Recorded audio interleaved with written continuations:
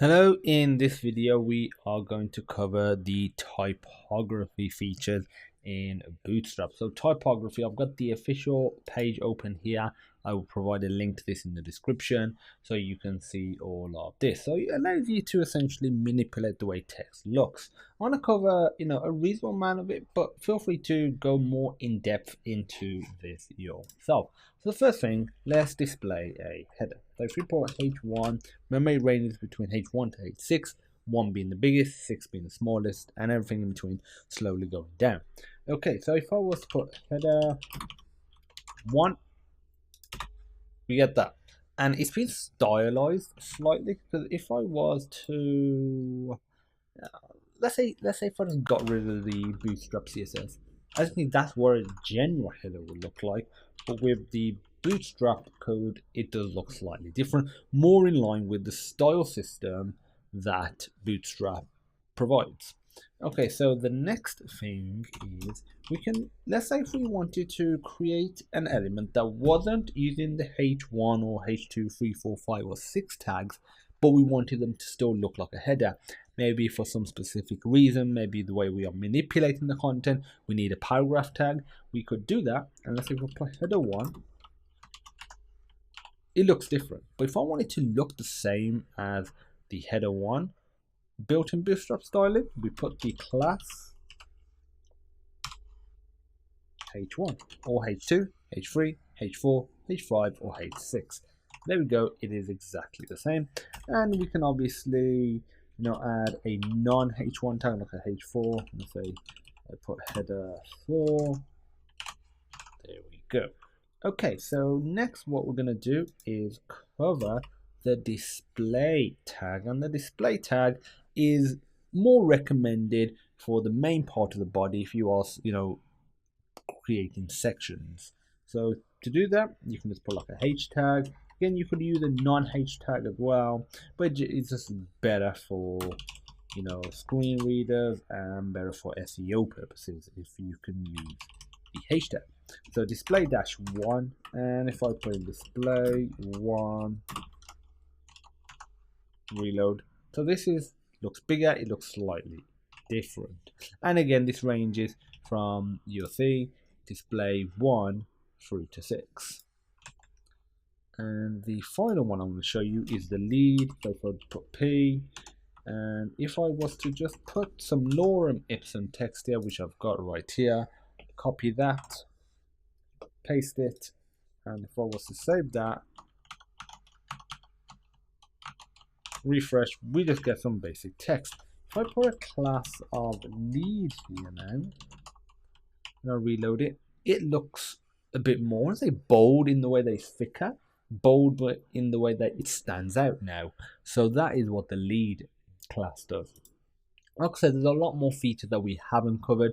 There's where you can manipulate inline text elements. So you can do DELs, which will basically delete the line or put a stripe through it, or S, which is basically the same. So the benefit of doing this is, if let's say you still want some content to be there, but you're saying it's no longer relevant, or you've gone through it, maybe you created a checklist. The user clicks a button, and let's say this tag gets added, and there's a bunch of other stuff as well.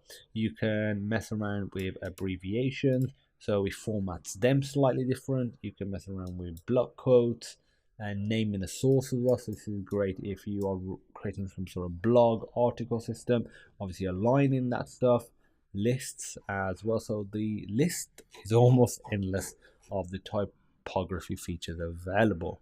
And that's it, it's really that simple. If you have any questions, feel free to pop me a message, and as usual, I look forward to seeing you in the next video.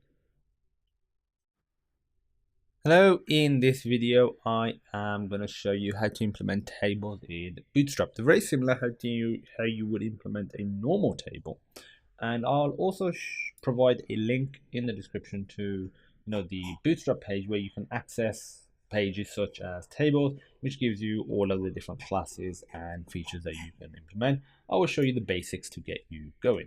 Okay, so first of all, let's create a simple table. So a table, we're going to create it without any real Bootstrap stuff initially. and we'll say table head, and we're going to put a table row in here. Again, this is all just, you know, HTML stuff, nothing out of the ordinary or special here. And I'm going to say hash, so this will be like the number, the row number, that's what that will represent. Then we'll h, not ht, th, and this one will be first, this one will be last, this one will be row,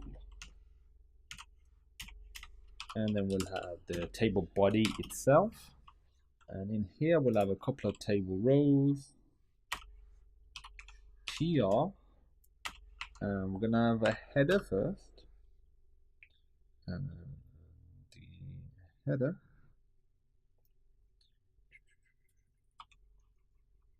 th, and this is going to be just one. So we're gonna have a bunch of td, so table data, and I'm gonna say Bruce td Wayne, and I'm gonna say td CEO. We'll have one more of these. You can add as many as you want. You could obviously have the data from a database, for example, some sort of online Ajax call, and then you could populate a table. It's very common. And say from on same, and say resident.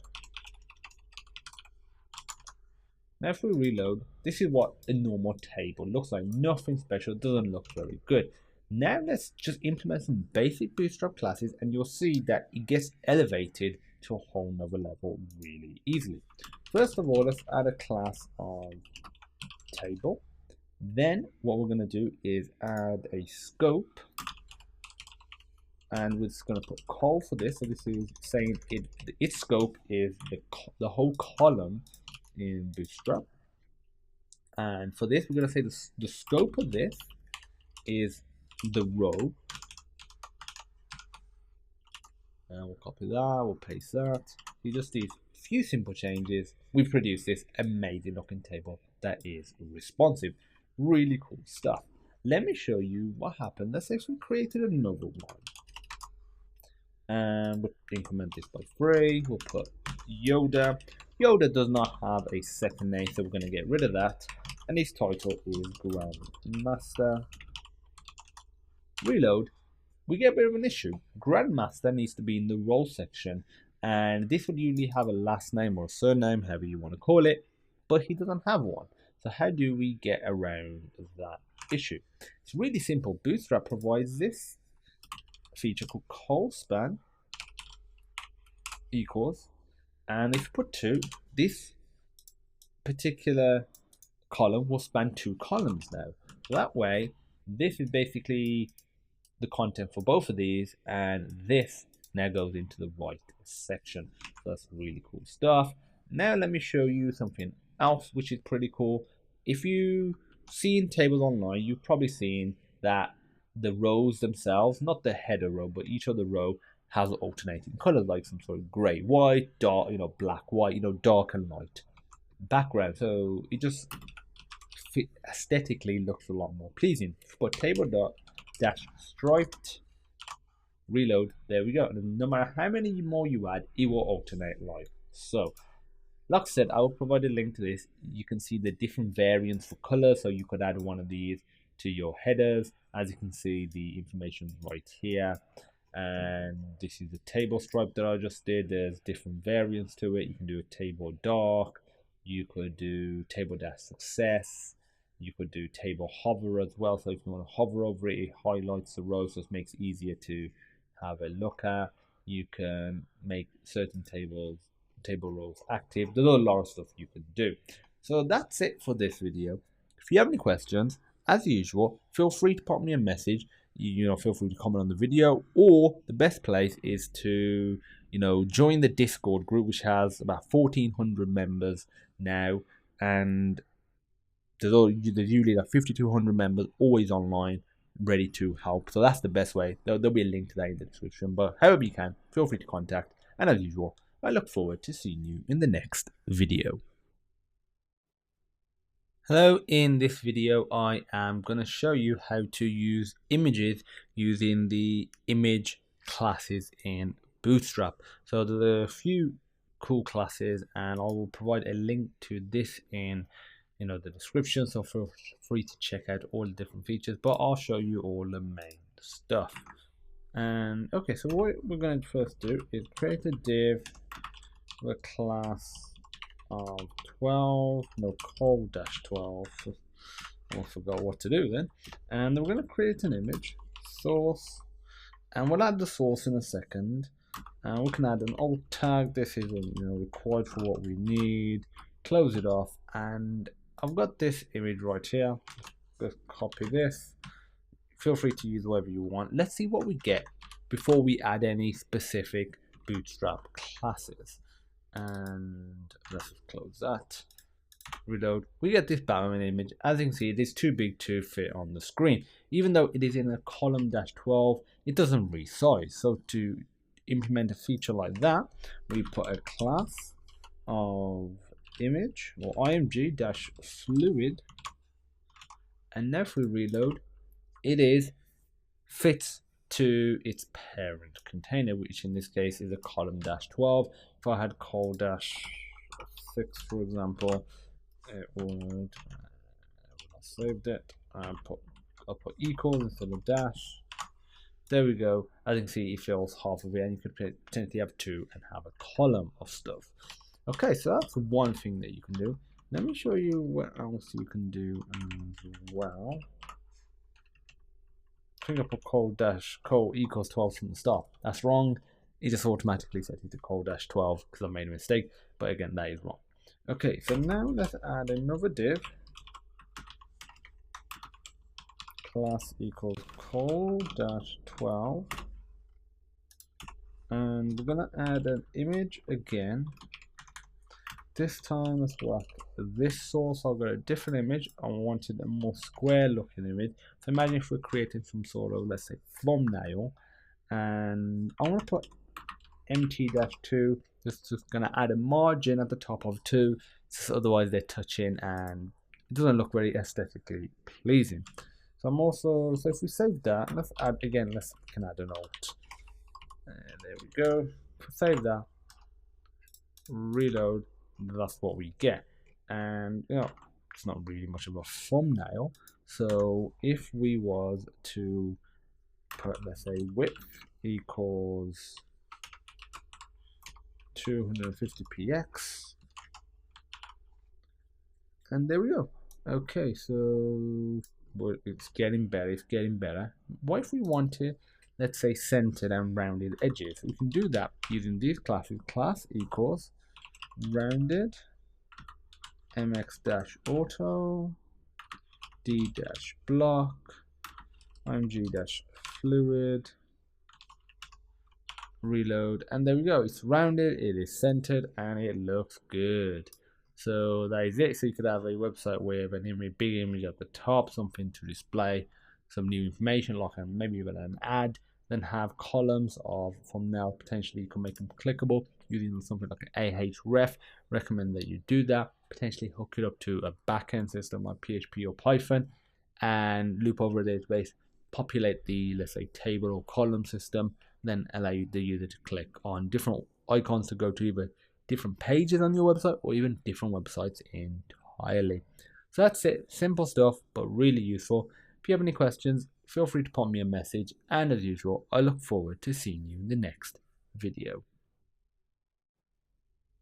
Hello, in this video, I am going to show you how to implement a figure in Bootstrap. So what is a figure? It's a great way of displaying an image if you want an optional caption. So a figure is basically like this, and it has a caption. So to implement, it's pretty simple. You just put it in like a regular column, and it will make it so it fills the width of the column itself. And first of all, you need a figure element, and this is a class of figure, and img source I'll add that in a second. I'm just going to get an image off Google. Class of figure dash img dash fluid rounded. Okay, and the image I'm going to use is just this one right here. Copy that, paste it there, and we're just going to add the optional caption. So you don't have to add this, but we're going to. But fig caption, and put class figure dash caption, and put whatever your caption is. I'm going to say best Batman. If we give it a reload, we get best Batman with the caption there, and it resizes accordingly. We can obviously make it smaller by doing something like this as well, so it is restricted to 3 columns now, and it always has a caption. So it's great for displaying, let's say, a bunch of items, and let's say you want some sort of caption. Potentially those items could be clickable, so they take you to another part of the website. That's really it for figures and displaying optional captions. I will provide a link to this website, this page. It's not really much more information than what I just showed you, but feel free to check it out, especially if they update it in the future. And as usual, I look forward to seeing you in the next video.